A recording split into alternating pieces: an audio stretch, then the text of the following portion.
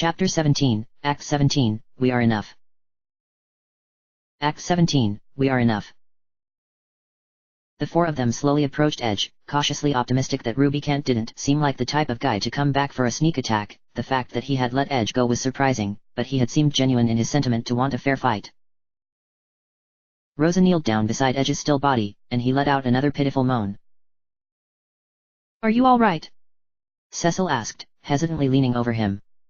Edge opened one grey-blue eye slowly, and sneered. "I lost, and he got away. Of course I'm not all right. We came to find Ruby Kent too," Rydia said. "And the crystals he holds. Will you help us find him again?" Edge let out a bitter laugh and shook his head. "Ruby Kente's mine. You stay out of this. I'm going to put an end to him with my own hands." To emphasize his point, Edge tried making a fist, but could barely curl his fingers before cringing in pain and giving up. The whole time he ranted, he still had not moved an inch from where he lay flattened on the ground. Kane rolled his eyes. "Your enemy is an elemental archfiend, Your Highness." Cecil piled on, even though he really didn't want to irritate their only potential tour guide for the Tower of Babel's secret entrance. "You've seen his strength for yourself." Edge laughed weakly. "Heh. Don't mistake me for some pampered prince. The Eblanese royal family is heir to the secrets of the ninja masters of old. I don't need help from lesser men." Rydia stomped her foot dangerously close to Edge's face. "Enough. I can't watch another person go off to die. First Tella and Yang. And then Sid, too. All of them. All of them." The tears came fast and furious, and she began to bawl, her cries echoing over and over again in the cavern. Edge opened his other eye and focused his gaze on Rydia. Hey, I didn't. I mean... Rydia." Rosa sighed and rested her hand on Rydia's leg, the only part of her she could reach while she was sitting on the ground. "Come now, dear." Cecil tried one more time to talk sense into Edge before they had to take a decidedly less peaceful route of convincing him. "Ruby Kent is the strongest of the four archfiends. We have fought the other three, and can safely say we have yet to encounter power like his. Whether we can even hope to defeat him, I cannot say. But we have no choice but to try, together. We must take back the crystals he holds." But Edge had completely tuned Cecil out. He was still staring at Rydia, upside down, watching the tears running down her curve of her ivory cheek. One of them splashed onto his forehead. He let out a long, reluctant sigh. "It doesn't look like I have much choice. I can't leave a pretty girl crying. Let's do this together, then, just this once." However, he still didn't move. Or rather, he couldn't. "Humph," Kane snorted. "Too weak to stand, and still as arrogant as could be. It's nigh on comical. Rosa, do you think you could?" Rosa nodded and placed her hand on Edge's chest. "Kira." A bright green light entered Edge's body, spreading throughout his limbs and fading gently into his clothing. Edge sat straight up like a spring released, taking Rosa's hand in his and pressing his lips to her fingers. "Thank you, my dear. You're not so rough on the eyes yourself. Ah, and no ring. Even better." Rosa turned white as a sheet, and Cecil briefly wondered if the universe would strip him of paladinhood if he planted his foot directly in the back of Prince Edge's head. Repeatedly. Edge scooped up his daggers and hopped up to his feet, spinning the blades in his fingers before sliding them into the holsters hanging from his sash. "Right, then. Time for us to break into the tower, now that we're all fast friends." Rydia wiped her tears away, shaking her head. "That was an awfully fast recovery." Edge flounced ahead of them, suddenly not a care in the world, moving so fast that even Kane struggled to keep up with his long legs. If he was this energetic after having his rear served to him in a fight, no one could imagine what he was like on a normal day. "So how did you guys find your way down here, anyway? I thought I did a pretty good job of hiding everyone." "It's a long story," Cecil said. "One better suited for a fire and a lot of drink." "Fine by me," Edge shrugged. "It's going to have to be your place, though. Mine is kind of trashed at the moment." Cecil didn't know how to respond. He flashed back to the tattered banner in the Eblan ruins, and looked down. "That's your cue for you to tell me where your place is," Edge pressed, but secretly enjoying watching Cecil squirm. He could already tell this guy was way too damn serious. Cecil, Rosa, and I are from Baron, Kane said through clenched teeth, sparing Cecil the indignity of having to answer to this upstart. And I am from Mist, Rydia added. Oh ho ho ho, you guys are even more screwed than I am, Edge laughed. Don't worry, I won't ask any more questions. I heard all about what happens when you mess with Baron. Kane reached for his weapon, and Cecil grabbed his wrist, shaking his head. Rosa and Rydia exchanged worried glances. Turning a curve in the tunnel, they were presented with a dead end. Edge started rolling his shoulders and cracking his knuckles. This is it. How do we get into the tower? Cecil questioned. Have you already forgotten you are with a ninja? Watch and learn. Edge folded his hands together, just like he had when casting his fire spell, and a 7 by 3 foot portion of the cave wall in front of him began to flicker, revealing the familiar sight of one of the Tower of Babel's rooms. Edge dropped his hands, and the wall turned back into a cave. It's a class of ninjutsu magic that casts illusions, but I've also disabled the barrier that would have kept out anyone who accidentally stumbled into it. Just waltz through. He leapt through the wall and disappeared, and they could hear a muffled voice on the other side. Like this. Cecil paused before walking through, trying to convince his brain that it was okay to walk directly into a wall. Taking a hesitating step forward, he found himself next to Edge in the eerily quiet tower. Moments later, Kane walked through, and then Rosa and Rydia, holding hands. They were in a long hallway that only went one direction. Edge pushed forward and waved his hand. Follow me. I'll take point. I've snuck in here dozens of times for fun. Do you know where you are going? Rosa asked. Sure, you're looking for a room that can house 7 crystals, right? Edge winked. There's a chamber a few floors above that I'm thinking is perfect for such a thing. I've taken a lot of GI. He paused when he saw Rydia and Rosa's eyes narrow. Gifted ninja students there for practice. The gods save us, Kane muttered under his breath. Cecil, when can we get rid of this guy? He'll get bored with us soon, I'm sure, Cecil tried to assure him. With each subsequent floor they climbed, there were no enemies, no alarm systems, and no sign of any life except for their own feet upon the tiled floor. Cecil was beginning to suspect that they had wandered into yet another trap. When they reached a floor with the same transporter they had seen in the underworld portion of the tower, Cecil froze. Edge looked back at him. Why'd you stop? I think that's what Rubiconte's been using to travel between the underworld and the overworld, Cecil explained. The crystals must be close. No kidding. Edge sauntered over to the middle of the transporter, jumped up and down a few times, and gave it a violent kick when nothing happened. It's never worked the entire time I've been coming here. Suddenly, the 4 blue orbs around the transporter began to pulse, and a shining pillar of light burst up from the center of it into the ceiling. Ack! Edge cried, stumbling backward. Is Rubicante coming home? But it wasn't Rubicante that appeared when the light dissolved. It was an elderly man with a light silver beard and exquisitely combed hair, dressed in beautiful violet robes that were studded in jewels, a massive golden crown set upon his head with some of the biggest rubies Cecil had ever seen. Behind him, a woman who looked to be about the advanced same age was standing behind him, her serene smile revealing soft lines by her eyes and lips. She had deep red hair that matched the color of the rubies in the man's crown, pulled back into an elegant twist with a silver and sapphire tiara. Her gown was layers of deep blue silk, and a golden fur wrap was twisted around her neck and shoulders.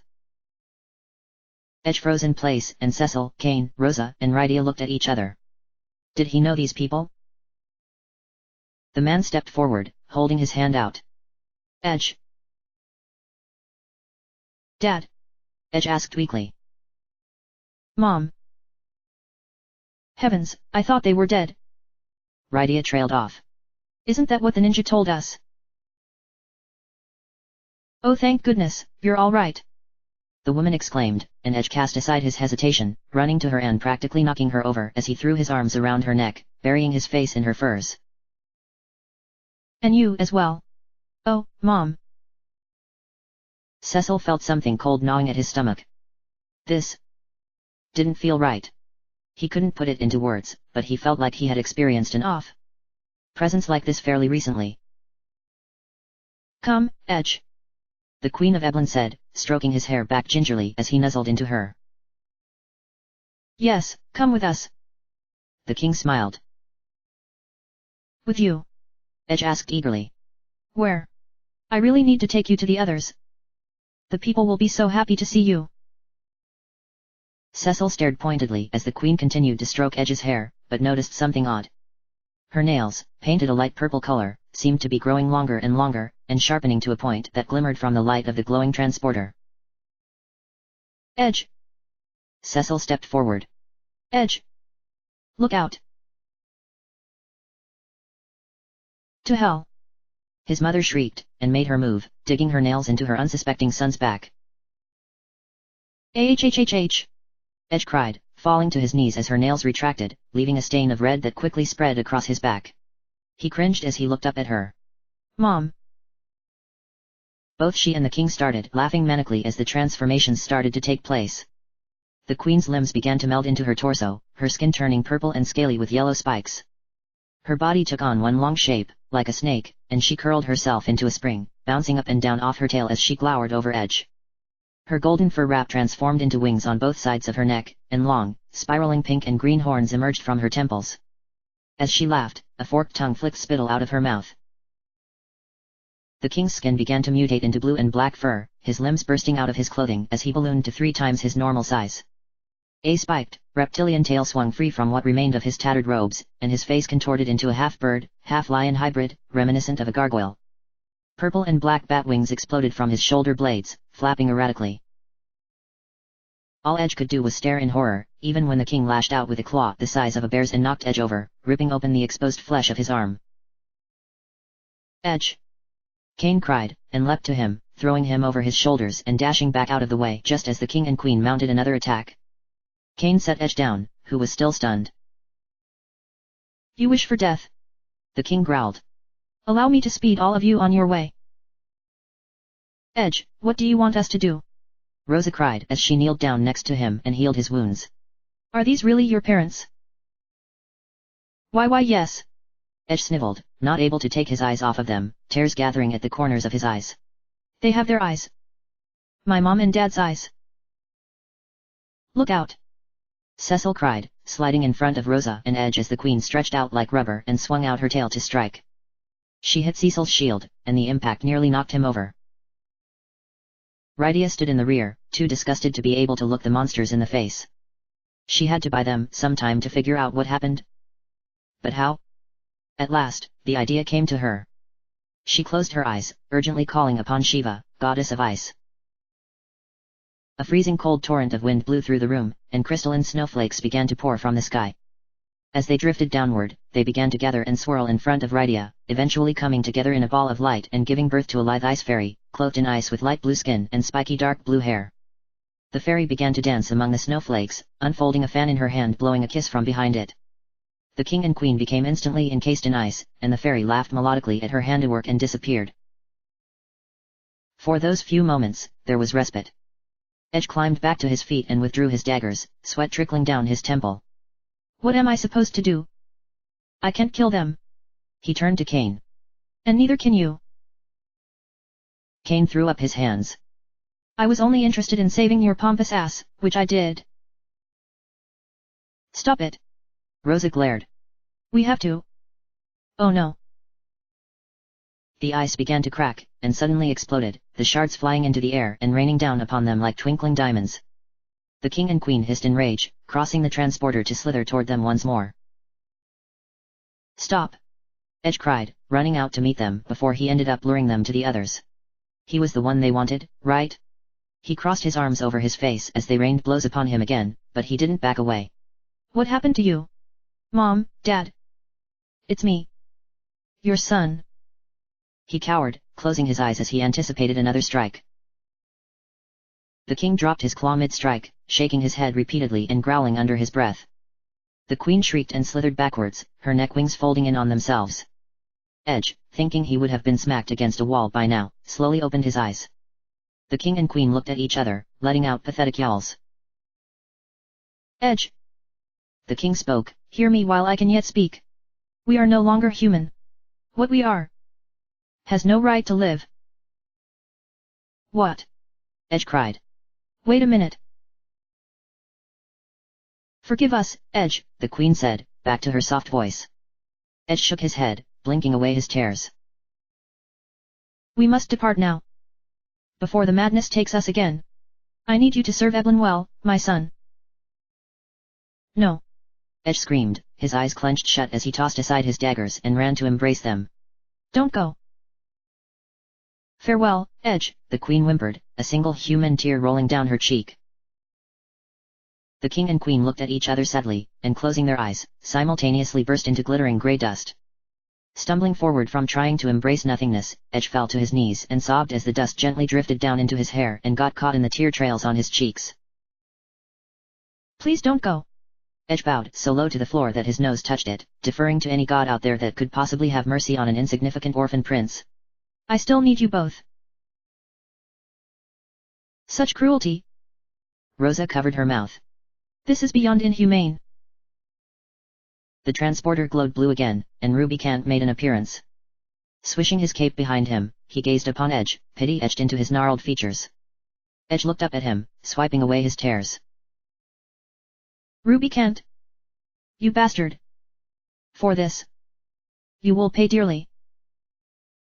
Now hold on, your highness, Rubicant said, shaking his head. It was Lugai who made chimera of your parents. I shared no hand in his perversities. They shame me, as they grieve you. Dr. Lugai? Cecil growled. Of course. I don't know who the hell you're talking about, but don't speak of shame. Edge snarled. Now, prepare yourself. Rubicant made a tsking noise, ignoring the request. I respect men like you. Men with courage. But you are a slave to your emotions, and so will never know true strength. Such is the curse of men. Edge laughed, shaking his head. You think our rage a weakness? Then let me show you how wrong you are. Edge crossed his arms and closed his eyes, a crystal blue aura forming itself around his body. With an ear-piercing scream erupting from his lungs, a crashing wave of water burst from the right wall, slamming into Rubicant and making him stumble. Immediately after, a shower of lightning shot down from the ceiling, which Rubicant barely managed to shield himself from with his cape before it struck. The aura faded and Edge growled, breathing heavily as he withdrew his daggers, pointing them toward Rubicant. Rubicant lowered his cape, and grinned, clapping his hands together. You are an interesting one indeed. Such powers, unleashed by anger alone. But they will not avail you. The frozen winds of Hell's ninth circle could not penetrate this cloak of flame I wear. Come, I will heal your wounds. Face me at full strength. Rubicant waved his hand, and washed a Curaja spell over the entire party, the highest class of healing magic. Cecil turned to his companions. We have to help Edge. Of course. Rosa nodded. I've got a Blizzaga spell with his name on it, Rydia hissed. Let's go, Kane said coolly. He leapt away to initiate an airstrike. Cecil and Edge ran toward Rubicant to distract him from Kane's onslaught with their weapons, and Rosa and Rydia remained hidden to cast spells, keeping their backs to each other. It quickly developed into one of the fiercest battles any of the five of them had fought. Rubicant was the pinnacle of all of his fellow archfiends' strengths.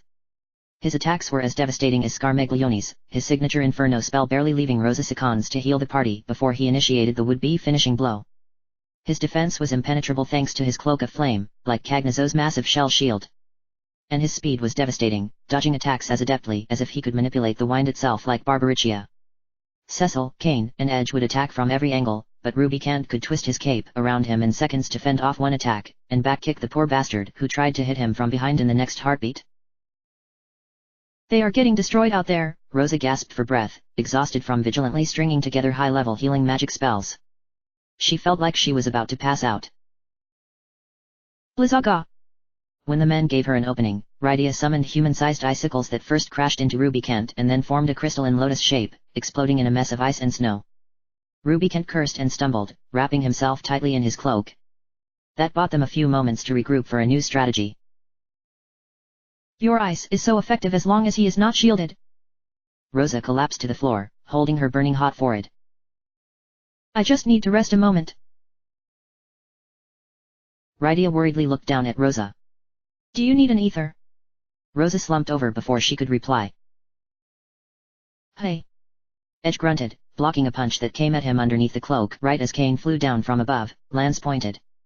Rubicant peeked up and laughed, emerging from his cape and lifting it to create a barrier that made Kane bounce backward against his own momentum and crash into the floor in front of Rosa and Rydia. Kane! Cecil cried. Are you okay? He spotted where Kane had crashed and saw Rosa collapsed next to him, but had to quickly pivot and block a Fira spell Rubicant tossed out. Rosa! Kane scrambled to his feet and shook her shoulders, but all she could do was moan. Rydia, I don't have any ethers. Cover me and I'll find one, Rydia said, and bent down to dig through her pouch. Kane pulled himself up into a defensive stance in front of them, hoping that Rubicant didn't notice them. If something were to come their way, he would only be able to really protect one of the girls with the way they were awkwardly positioned right now. Cecil! I have an idea. Edge ran across the room, propelling himself off of a wall and tossing a few exploding ninja stars in Rubicante's direction to distract him. Rubicant growled as the stars struck his side and forehead, and wrapped himself back up in his cloak to hide and heal. He had started to do that more and more, which was a good sign, but the party wasn't able to land a punishing enough blow to send him over the edge. They just kept reopening the same wounds Rubicant was healing. What is it? Cecil asked, looking back again worriedly at Rosa. Rydia was bending over her and pouring a bottle of something into her mouth. Kane was standing guard, his narrowed eyes on Rubicant. Edge snapped his fingers in Cecil's face to get him back to paying attention to him. Have you ever heard of twin cast? Hey. Cecil blinked. How do you know about twin cast? So you've done it before? Well, I haven't, no, Cecil said. A pair of twins I traveled with was training in it. Well, that is the literal interpretation of that kind of magic, Edge crossed his arms over his chest. But did you know anyone can cast it? What? Well, almost anyone, Edge scratched his head. You need to have an intense bond with the person you are casting with, and it doesn't hurt your chances to have some decent magical ability between the two of you. So what are you proposing? Cecil asked warily. That you marry me, of course, Edge smacked Cecil on the side of his head. I want you to twin cast with me. I figure my ninjutsu magic and your whatever will make beautiful magic babies together. Okay, fine, Cecil shook his head. He noticed Edge had casually skipped over the part about them not having much of a bond at all, let alone an intense bond.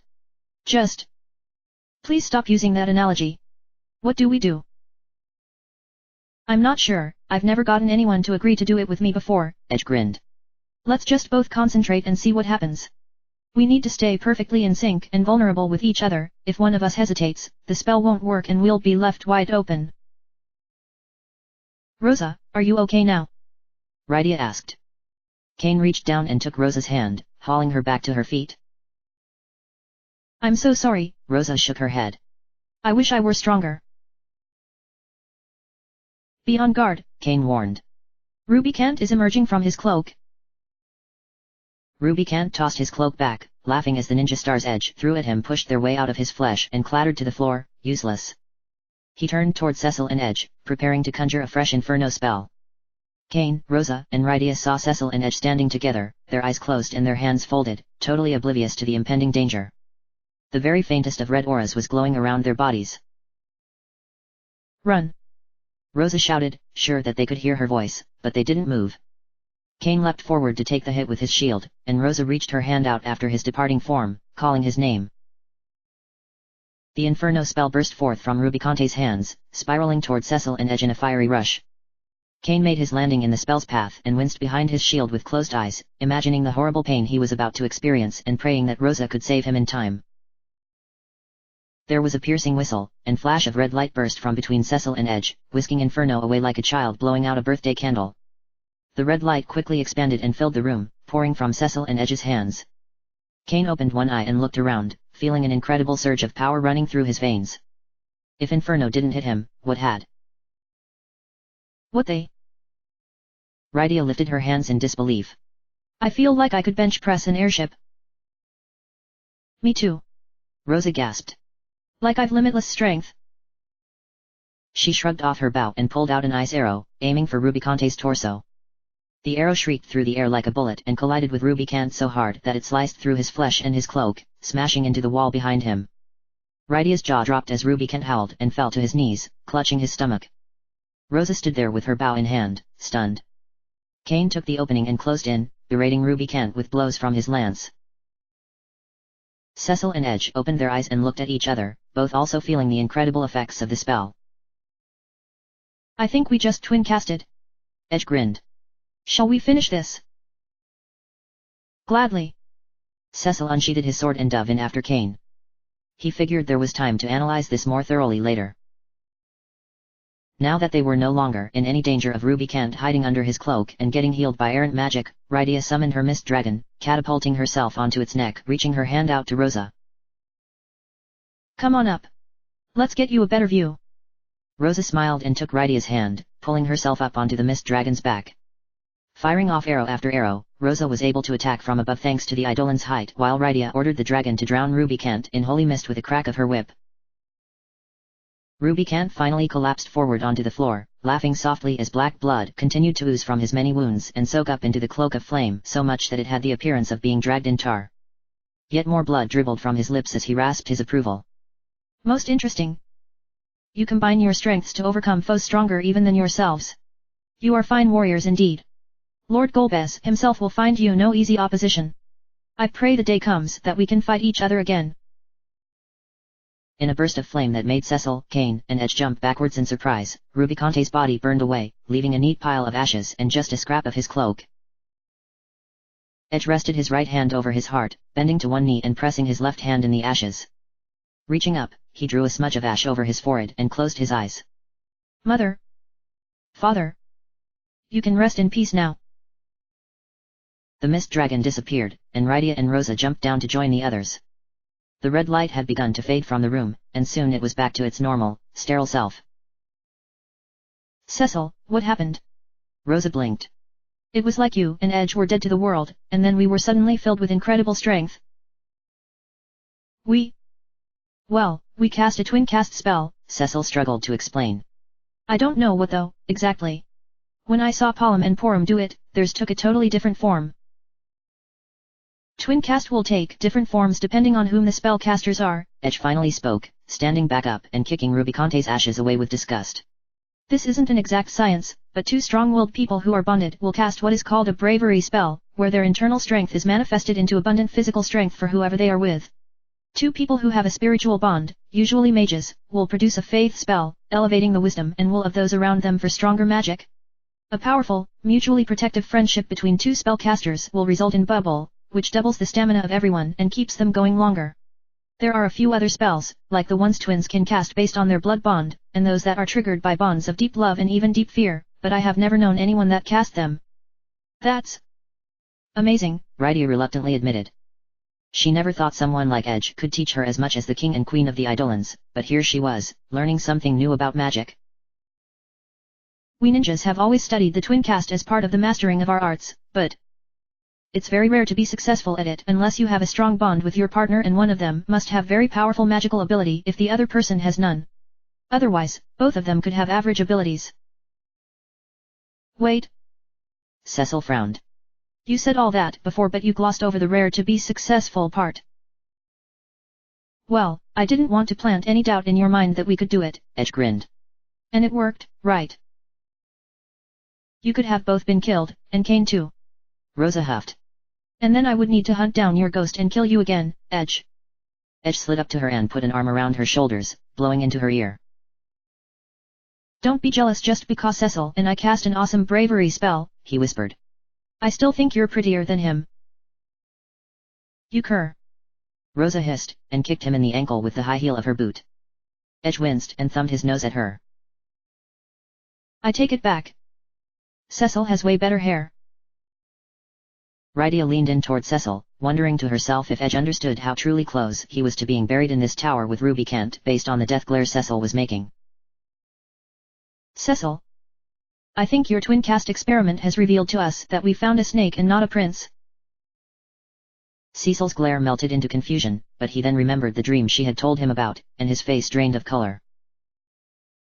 Your Lord Highness. Edge hopped away with his throbbing ankle and waved his hands excitedly. I'm over here, Seneschal. Everyone turned to see who Edge was making a fuss over. An older gentleman in dark blue robes and a long stocking cap hanging from a mop of brown and grey hair was approaching from the rear, along with 2 of the ninjas that had welcomed them to the cave of Eblin. The presumed seneschal raised a wooden staff and puffed out his chest. We've come to aid you in your fight. Where is Ruby Kent? Lead us to him. Edge laughed and leaned in, pointing to his forehead where he had smashed the ashes. Check this out. It's already done. Seneschal reached into his robes to pull out a pair of glasses, slipping them on. As he narrowed his eyes to see better, he jumped a bit and gasped. Oh. I should have expected no less of you. Cecil and Kane looked at each other. Weren't Edge's little foot soldiers telling them before that Edge had no prayer of surviving? Edge surprised everyone by displaying just a sliver of humbleness. I was not alone. I had the aid of these warriors as well. He held out his hand toward Cecil, Kane, Rosa, and Rydia. Seneschal nodded excitedly. I see. So, these are the ones to whom we owe our thanks. Edge spun around to face Cecil. So just who is this Golbez Ruby Kent was telling us we were gonna fight? Kane took exception to the word we, raising his eyebrow. He is a man gathering the crystals in hopes of opening a way to the moon, and he is Ruby Conte's master. Edge scratched his head. He wants to go to the moon? The moon, the one in the night sky. A power is said to sleep there, one great enough to destroy the world, Cecil said. He used Baron for his own bidding, planting a fake king on the throne and killing his majesty that Kane and I had served. He also stole our air force that I used to lead, the Red Wings, so that he could use airships to acquire the crystals and take countless lives in the process. Rosa covered her mouth, trying to stifle a sob, thinking of Sid. Edge was taken aback. He knew Baron was causing trouble, but he hadn't understood the circumstances. He felt a pang of regret for making fun of Cecil, Kane, and Rosa for being Baronians earlier. They had probably watched their kingdom tear itself apart and all they could do was flee and watch helplessly from afar, kind of like him. But unlike him, they had been doing something about it this whole time. But we're going to make sure that doesn't happen, Rydia said, trying to lift the spirits of the room. It didn't work very well. Edge shook his head, disgusted that he had been hiding in the shadows this long. Everything that's been done has been at this Golbez's command, then. It must not go unpunished. I guess I'll have to go with you and deal the death blow myself. Seneschal gasped, jumping up and down nervously. But, your young highness, your people need you now. Eblin must be rebuilt. Edge turned to face him, shaking his finger. This isn't just about Eblin. It's about the whole world. I have to help stop him. Besides, Eblin has been isolated from the world far too long if things have gotten this bad. Maybe things could have been different if we had gotten involved earlier. That's something we're never gonna know, but I can do something starting right now. Seneschal frowned, and reached out to take Edge's hand. You speak rashly as always, your highness, but for once, I feel you are correct. He turned to Cecil. Can I trouble the 4 of you to just take care of Edge just a little while longer? He's brash, obnoxious, boastful, and has a touch of perversion for beautiful women. But I promise you, his heart is filled with nothing but light. We'd be honored to have Edge join our fight. Cecil chose his words carefully. Rosa and Rydia looked at each other and smiled weakly, while Kane looked away and crossed his arms over his chest. Well then. Do be careful. Seneschal sighed, squeezing Edge's hand before letting go. Of course. Leave this to me. Edge flipped his hair back. I'll take good care of these guys. Very well. We will do our best to protect Eblin in your absence. Seneschal started to walk away, but turned back one last time, the pleading in his eyes as he stared at Cecil. Please, take care of our young prince. May Shadow hide you, your highness. The ninjas said in unison, bowing. And you. Edge bowed back. Seneschal and the ninjas left, going back the way they came, and leaving just the 5 of them again. All right. Edge squatted down, giving his legs a quick stretch. Let's go get this Golbez. Rydia glared. We came here for the crystals. Right, I knew that. Follow me. The chamber I was telling you about is just up ahead. Edge led them past the transporter, which had stopped glowing, and through a pair of double doors. Standing before them was a giant mirrored crystal chamber, with 8 pedestals erected in a circle. 7 of the 8 pedestals held a glowing, floating crystal, silently shedding light as it slowly rotated in place. 4 of them were a clear, sky blue, the other 3 amber and emitting a gentle warmth. "This is it!" Cecil exclaimed, running forward. "Gods be praised, we've finally made it! Hope you guys brought a big enough bag." Edge laughed. "See, I told you there'd be crystals." He stepped up to one of the platforms and reached up to grab one. "They're a lot bigger in person, I see." Suddenly, there was a loud click, and the floor collapsed underneath Edge's feet on the platform. With a strangled cry, he fell through the newly revealed opening and disappeared from sight. "Edge!" Cecil cried, but the click rang out again, and Cecil's feet fell from underneath him as well. He was flying so fast that his surroundings were just a black blur. Closing his eyes, he braced himself for the inevitable crushing of his bones, if he was lucky to live long enough to feel it. Float. A pair of small, transparent angel wings appeared on Cecil's back, and instead of smashing into the floor, his boots gently tapped down, and he landed standing up. He saw to his left that Edge had managed to survive as well, and he was glancing over his shoulders like a dog chasing his tail trying to see what had saved him from becoming a pancake.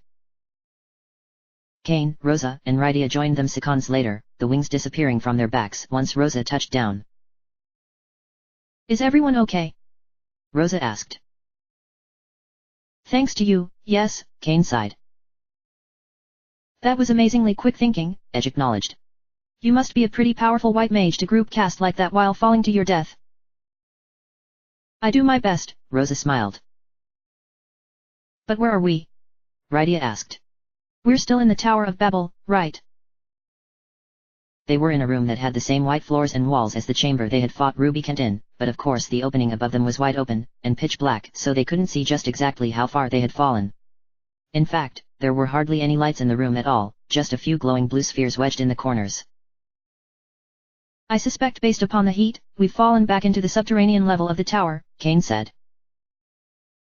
"Well, let's just see what's behind door number 1, Edge asked, kicking open a door he had been standing by. "Careful!" Rydia snapped. "You do realize we just fell into a trap?" But Edge had already left. Cecil followed him, and found that they were in an even darker room now. As his eyes adjusted to the darkness, he saw Edge approaching something huge and draped in shadows at the end of a wooden walkway. Running to follow him, Cecil only made it a few yards before Edge let out a loud whoop. "All right, we can escape in this." "What is this?" Cecil asked. There was a popping noise, and Edge held up his hands, cradling a ball of fire to make light. "An airship." Sure enough, it was an airship before them. They had wandered into a hangar. The stained wood and painted emblems along the port gave away that they had come across a stolen Red Wing ship. Cecil felt a brief tug of nostalgia. It could have even been the ship he commanded. Everything looked just as he remembered from his final mission with the Red Wings, the massacre in Mysidia. Rydia had come up behind Cecil, shaking her head. "But it's an enemy ship." Edge had blown out the fire and proceeded to release the ramp. With a loud slam, it smacked down into the walkway, causing a pile of dust to burst into the air. "Don't worry, I'm sure she'd rather be flown by us anyway." They boarded, and Kane, Rosa, and Rydia poked around for suspicious people and items below deck while Edge watched Cecil mess with the controls. Everything really was just like before. Cecil could have flown this ship with his eyes closed. "You don't suppose this could be a trap, do you?" Rosa asked as she came back upstairs, giving up her hunt. She hadn't found anything out of the ordinary, which seemed even more suspicious. Rydia and Kane followed silently, still waiting for something to jump out at them. Edge shook his head. "This beauty? Not a chance." "All right, then. First things first. Time to christen her. We'll call her the Falcon. Everyone, please say something celebratory for our maiden voyage." Rydia rolled her eyes. "Oh, 4. Cecil started the engine, interrupting Edge's reverie. "Quickly! We must get out of here." Edge saddled up next to Cecil, pulling the lever that released the brake. "Let's see what you can do, Falcon." The propellers chattered along smoothly as they began to lift in the air. Kane kept an eye on the port that was rapidly shrinking below them, but no one ran out after them or tried to shoot them down. Above, the roof began to retract, probably set off by a sensor they had flown past. When they emerged, they found themselves hovering next to the Tower of Babel, with King Jot's castle due south. Kane had been right, they had fallen back into the underworld. Jot's tanks had disappeared, they had probably fled when the airship battle occurred after the bridge had collapsed under Cecil and the others. Edge ran to the bow of the ship, marveling at everything before him like a kid in a candy store. So this is the underworld. I can't believe it really exists. Why aren't you guys more excited? We've spent a good amount of time being defeated down here, Cecil said dryly. Not exactly the best memories. And to add one more bad experience, we should probably talk to King Jot, Kane said. And let him know the state of the crystals.